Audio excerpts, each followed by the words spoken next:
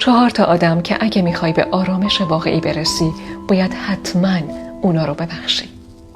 این بار تو بگو که کدومشون مهمتره. اولین کسی که باید ببخشی پدر و مادرتن. اونا رو به خاطر تمام اشتباهاتی که در حین بزرگ شدنت انجام دادن ببخش. اونا هم دفعه اول بود که پدر و مادر بودن. یادت باشه اگر هیچ کاری هم برات نکرده باشن، بزرگترین نعمت این دنیا یعنی زندگی کردن و بهت بخشیدن.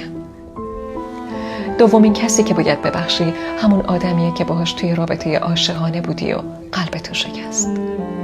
اونو ببخش، اما درسی که از اون رابطه گرفتی رو هرگز فراموش نکن. سومین کسی که باید ببخشی همه اون افرادی هستن که به هر نحوی اذیتت کردن. خیلی از آدما پر از تروماها و مشکلات خیلی بزرگی هستن که نمیتونن حلش کنن. درسته این رفتار بد اونا رو توجیه نمیکنه، اما بخشیدنشونو که آسون میکنه، مگه نه؟ و اما 4مین کسی که باید ببخشی خودتی.